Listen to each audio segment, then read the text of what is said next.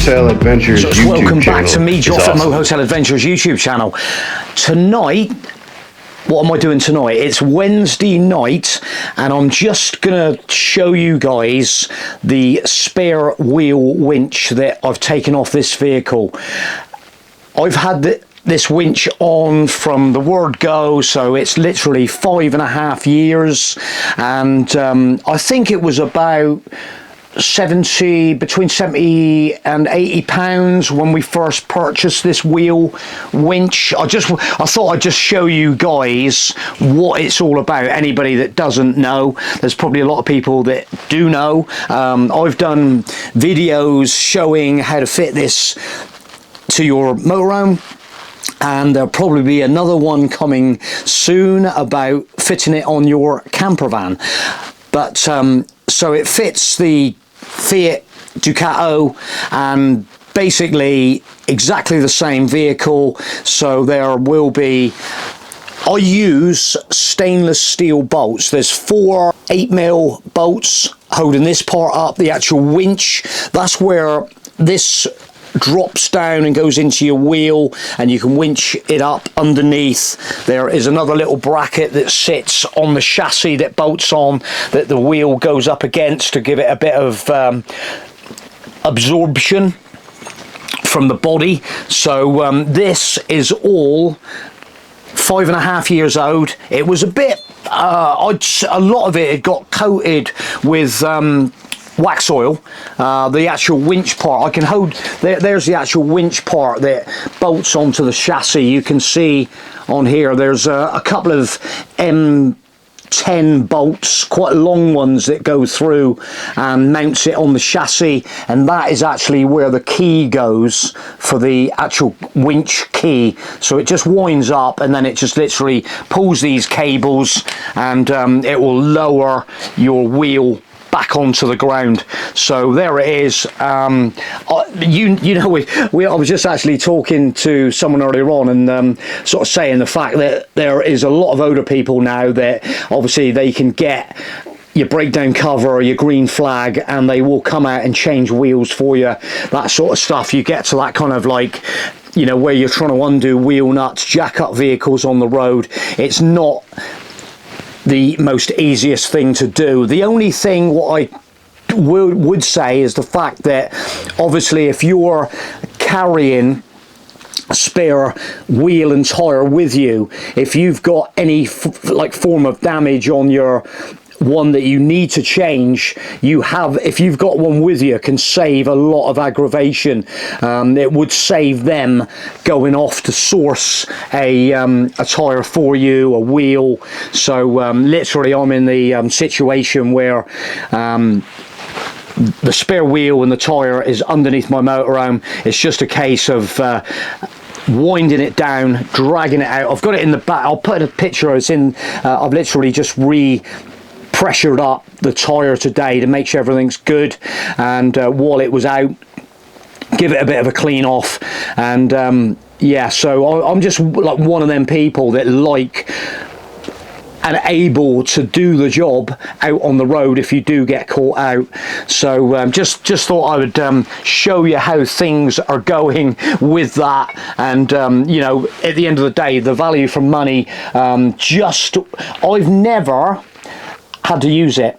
I've never had to use it. It's one of those things. I always I try and look after the tires on my vehicle meticulously, especially if you're going making trips abroad. You know what I think about breaking down or having a puncture problem on the motorway, on a French péage road, in a congested place. It's not the best scenario on the planet. So I like to try and be in that position where I can get myself out of any potential trouble. So that's the wheel winch. So yeah, so and yeah, this will be refitted on the next one, and it just moves on. The wheel exactly the same. It'll fit on the Ducato perfectly. So I'm happy. Get this on the vehicle. The only thing that I'm going to be sorting out with this is going to be another. I'm not sure if I'm going to be getting a scissor jack with the new van. I don't know yet. This is one of the scenarios that I've got to wait and see what happens.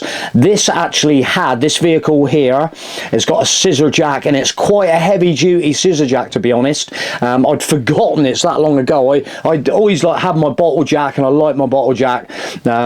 Yeah, so the scissor jack with this vehicle, fairly heavy duty. If I get something else on that kind of that sort of size for my van, I don't need. But if I get nothing, I'm gonna have to like sort out another smaller I want to source another smaller bottle jack, maybe a 2-tonner, so you can just get a corner up and do the job if you need to. But that's one of the ways I want to be cutting down on my weight. So that is that. I'm just taking you through this. Anybody that kind of like doesn't like know, I try and share this kind of information, and yeah, it's achievable to fit your own your winch, your carrier for your spare wheel underneath. Saves you taking it in the garage, if you've got like a garage or a van on the back doors, that kind of stuff. In underneath, it's out of the way, out of sight, out of mind. Lovely. And it's a fair chunk of weight. That's the only thing. But it's under. I feel underneath. It's keeps the center. You know, the center of gravity. It's low on the center of the gravity of the vehicle. So, and you know, if it was up on the back door, I'm not. There you go. What do you think? Make a comment. So anyway, that's that. So we've been in cahoots with the company that's going to be fitting the alarm system, and we were chatting on the phone today, and we've been discussing this. Me and Caroline have been discussing this, and the fact that some of these things, well, I showed you this the other day. This is the security loop that the installers offer as part of the package to go with your alarm system. And believe it or not, that cable tie has never been off. So this is another thing that I just haven't used. And what did I explain? I think I talked about this the other day actually when I routed it out. But what they do is they put in a socket underneath the back of your van to plug in, and then if you want to armour your push bikes on the back, chairs, tables, anything you want to secure, paddle board, I don't know. Yeah, what else are you going to secure? And it makes a part of the alarmed circuit. But there you go. I've never used it. We were saying today that, and so talking to the security installers, they were like, would you like another loop on the back end of your vehicle? And I'm like, do you know what? This is something that I don't need. I think if we get to the stage where we get push bikes on the back, we'll be looking at locks, stuff like that, depending under the cover. You know the score.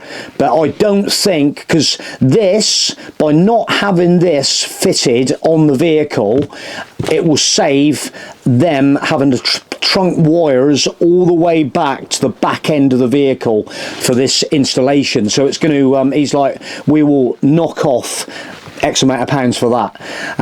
So I'm like, yeah, that sounds fine. If I'm not going to use it, it's stupid paying for the money to have this kind of thing installed if you're not going to use it.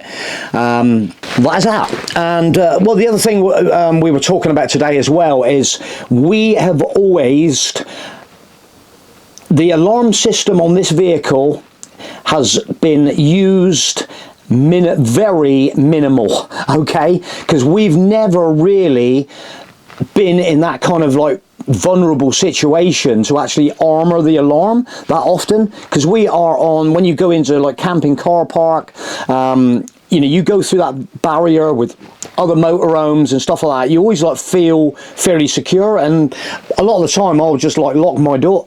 You know, I don't feel that like vulnerable. Just maybe on them slight odd occasions when you feel, yeah, I'll arm it up, get the lights flashing, all the rest of it. But apart from that, you know, we think that a lot of the time with us, campsites, secure places, parking, and don't feel sometimes the absolute need. Maybe we should. We've recently started using the steering lock, which is a nice kind of like, I think that there is a nice like visual thing. But okay, if you've got the blinds over, you know, if you put your silver screens on the outside, they're not going to see it. So it's one of them things, literally, I think it's just like a little bit luck of the draw. Yeah, it's just going with the instincts. We always say to people, and there's a few people that have mentioned me, Joff, we always like take your advice about that instinct thing. If there's any, like, you feel there's any kind of like risk of parking somewhere and you feel a little bit, I don't know, don't park there, move on.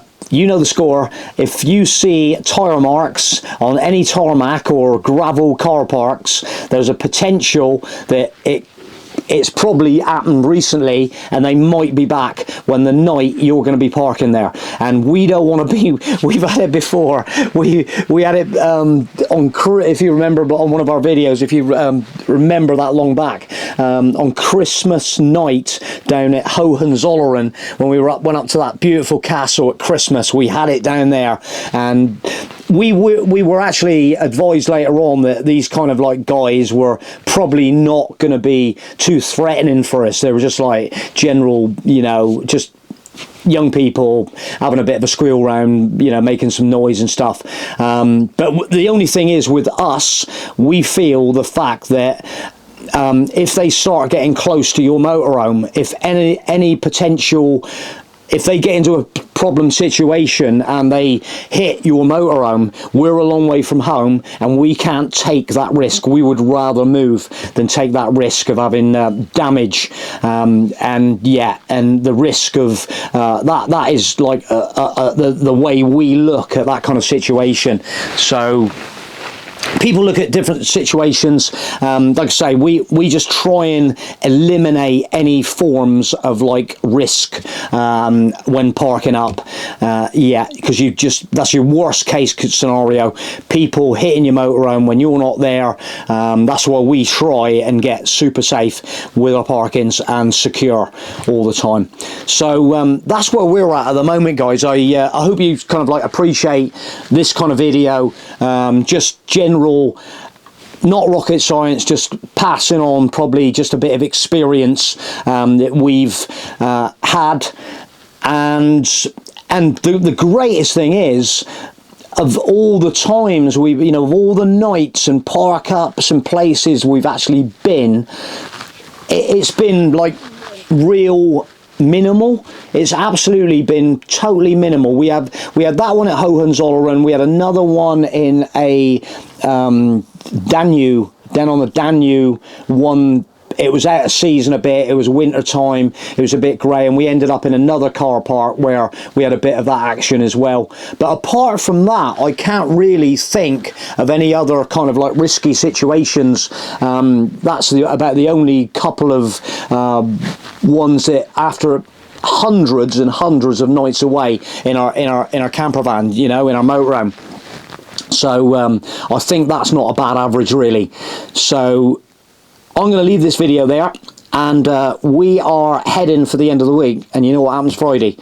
Kiss kiss. So thanks for watching. I hope you found it informative. I'm just going to try and take everybody along with us, you know, with the journey of the evolution of us, and you know, the things that we're kind of like doing, and along the way. So this is all part of it. Thanks for watching. Appreciate it. Give us a comment, give us a thumbs up, and we look forward to catching you mighty soon. Bye for now.